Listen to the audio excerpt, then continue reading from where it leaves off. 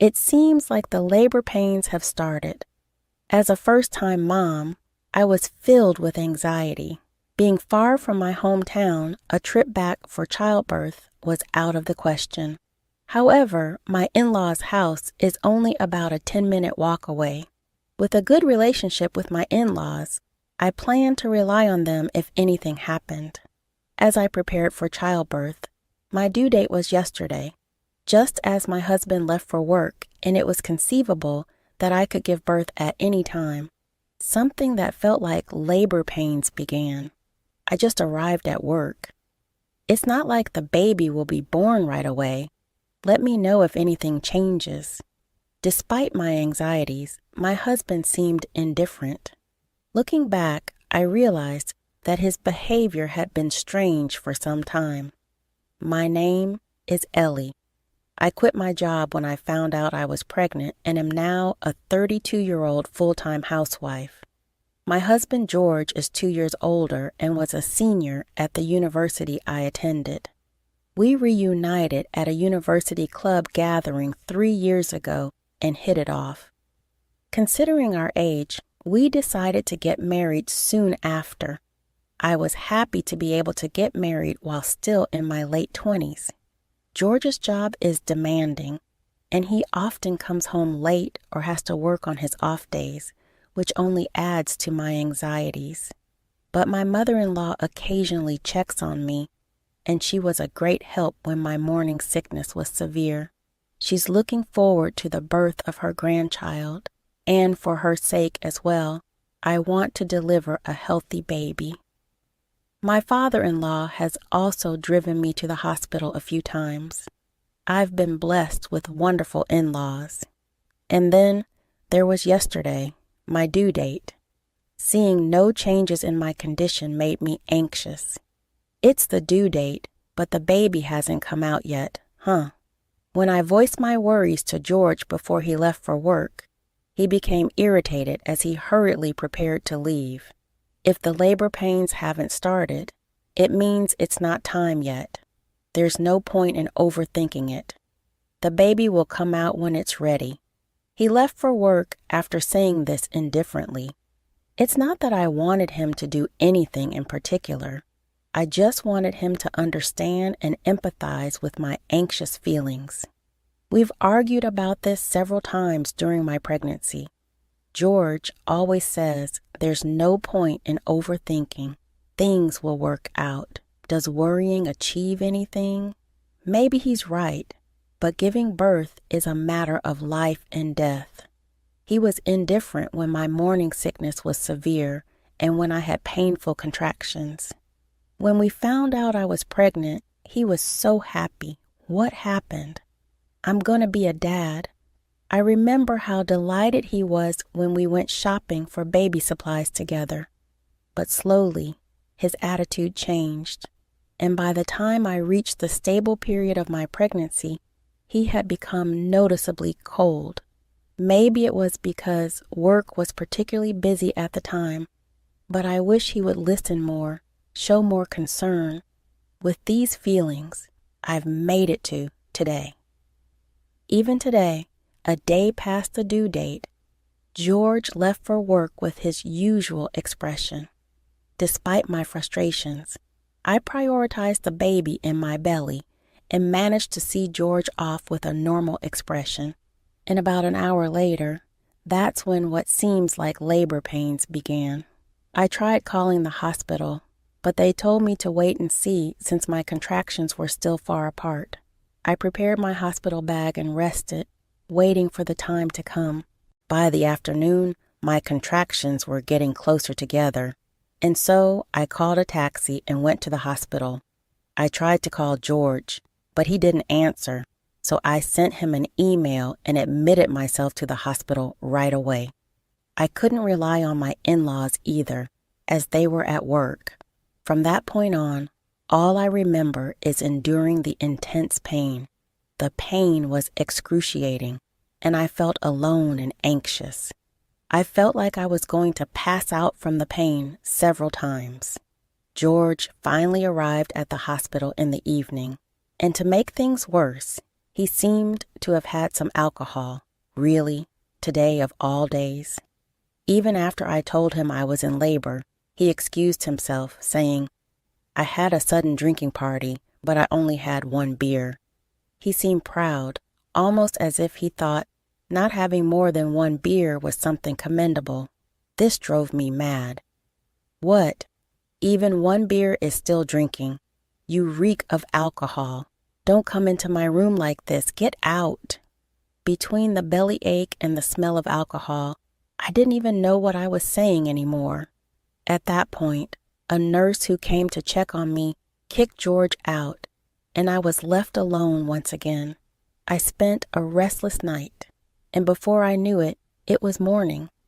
It seems like the baby will be born soon. After moving to the delivery room and waiting for a while, George, who seemed to have sobered up by then, came in. What does he want now? I wanted to say that, but I didn't even have the energy to speak. Finally, my son was born safely. Despite nearly passing out from the pain, I felt relieved when I saw my son crying healthily. When the nurse handed my son to George, he hesitated but eventually held him. I was vaguely thinking, "So he's a dad now," when George made an outrageous remark. "He doesn't look like me at all. Whose kid is this?" Saying that, he pushed our son back to the nurse. What? I didn't understand what was happening and glared at George. "Get out." Even though I didn't want to speak because of the pain, I told George succinctly, and he left the room without a word. What is he thinking? Could such a thing happen? I didn't have the energy to worry about what had happened to George, and I was just furious. My son was taken to the nursery, and I was taken to my room, but I couldn't rest because I was too angry. Still, because I was so exhausted, I fell asleep without realizing it. Taking care of my son kept me busy every day, and my 5-day hospital stay flew by. George came to see our son and me from time to time, but because we were in separate rooms, we only spent a few minutes together. My mother-in-law accompanied me when I was discharged, but George apparently went to work. My mother-in-law, who seemed oblivious to George's antics, adored and cared for our son, telling me how cute my baby boy is all the time. My father-in-law, who had left work early, also came to our house. He and my mother-in-law looked after our son, so I was able to rest a bit. I was truly grateful to my in-laws. In the evening, as my mother-in-law was preparing dinner, George came home. "Welcome back," I greeted him, but he was cold and unresponsive. As soon as he entered the living room, he pulled an envelope out of his bag. Without even holding our son, he smirked and called me over. "Ellie, I have something to talk about." I was annoyed by his attitude, but what happened next was even more unbelievable. George took out some documents from the envelope and thrust them in my face. "I had it tested. It's not my child, so we're getting a divorce. This proves your affair." What? I couldn't help but let out a strange sound, and my mother-in-law's hand stopped as she was cooking. My father-in-law, who was holding our son, froze and looked at George. Despite the three of us being dumbfounded, George had a smug look on his face. When he was born, I thought he didn't look like me at all, so I secretly had a DNA test done. I signed and prompted him to continue. "So look at this." The document he showed me had some complicated words and numbers, but I read about the sentence that caught my eye. "The tested individual cannot be excluded as the biological father." George smirked very confidently. "Excluded means I'm not the father, right?" "What? 0 reading comprehension?" I calmly retorted. "If he's not excluded, it means you are the father." Then George started to panic. "What? No way." There was a divorce form in George's bag. "Are you planning to divorce?" Suddenly, George lost all his earlier momentum. and became flustered. No, this isn't, I found myself no longer able to tolerate his attitude. You've gone to the trouble of preparing divorce papers, and now you're telling me you don't want a divorce? I snatched the divorce papers, clutching a pen tightly. My husband tried to stop me, but in that moment his smartphone rang. It was the sound of an incoming email. My hand clutching the pen stopped. I had a bad feeling about this. When did his behavior and words start to seem strange? It had been weird since summer after spring had passed. What is this unease? On impulse, I snatched my husband's phone, holding back my husband who was trying to retrieve it in a panic. I unlocked the screen. Displayed there was something unbelievable. I read it out loud. Have you filled out the divorce papers yet? It wasn't your child anyway, right? Claim alimony from your wife and let's go on a lavish trip. What's this? My bad feeling turned out to be true. I thought it was strange you suddenly accused me of cheating, and I wondered where that idea came from. Could it be because you were the one cheating? That's it, isn't it? That's why you thought I was cheating too. My husband's face turned pale. Who is this woman? Could it be from a new employee or something? You must have become the person in charge of the new employees this spring and got close to her, right? That makes sense. Your behavior started to change because you were cheating with her. That's why you were coming home late and claiming to work on holidays. Probably just going on dates, right? I spoke calmly about what I had been thinking. Seeing that my husband didn't say anything back, it seemed that I wasn't far off the mark. My father-in-law, hearing this, was furious again. Is this true? As my husband averted his gaze, my father-in-law's fist hit him in the face. My father-in-law bowed deeply to me. Allie, I'm truly sorry for my stupid son. My husband was also made to bow alongside his father and was interrogated. You should be the one apologizing. Tell the whole truth. The woman my husband had cheated with was close to what I had guessed. She was a younger woman who had transferred from another branch, and my husband, who was in charge of her training, seemed to have developed the affair. Moreover, it seems she was also married, although she didn't have a child.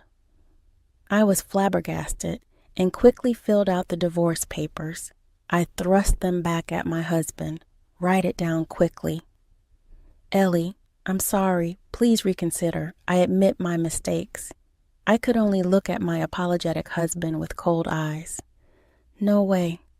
I don't need someone who won't be there for me when I'm hurting the most. I don't want to see your face anymore. You thought our son wasn't yours, so you don't have to see him again. Well, I will take child support, though. Prompted by my father-in-law, my husband filled out the divorce papers, with my father-in-law as a witness. We discussed alimony and child support. While all this was happening, my mother-in-law, who had taken my son somewhere, returned. She silently handed something to my husband. A confused George took it and opened it to find an old photo album. In it was a picture of a baby who looked just like our son now. It looks just like him. There's no way he's not your child. My mother-in-law coldly dropped the bomb. Pictures from the time when George was born. He looks just like our son. Seeing that, George was utterly shocked. But he doesn't look anything like me. He started to make excuses. At that point, I lost my patience. If a newborn baby looks exactly like you as an adult, wouldn't that be scary? Didn't you realize that looking at that photo, it's undoubtedly your child? No, it's not that. It's just everyone kept saying it. I believed it from the beginning. Liar. If you believed it, you wouldn't have insisted on a DNA test. Always blaming others. Take some responsibility for your actions. You were neglecting your pregnant wife and having an affair. That's a fact. It doesn't change. Moreover, you were swayed by your mistress, doubted your wife, and even did a DNA test with your newborn son. Is there any sincerity in any of these actions? None, right? While I was suffering, you were having an affair. I am not so generous to forgive someone like that. I launched into him without even taking a breath. George kept apologizing, but of course, I didn't forgive him. We ended up getting a divorce. Rumors about George's affair spread at work, making his job difficult and causing him to make mistake after mistake. As a result, he was transferred to a different branch in Nebraska. I thought about moving back to my parents' house, but considering it's not good to travel long distance postpartum, I've been living in George's now empty family home, and my son is growing up healthy.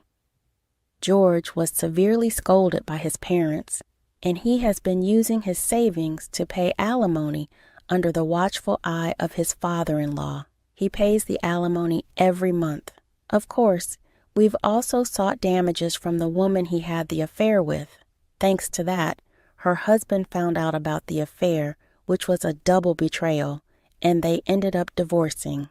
I heard she's now working at a bar. George was a foolish husband, but I'm grateful for the supportive in-laws who are there to watch our son grow up with me. I am very satisfied.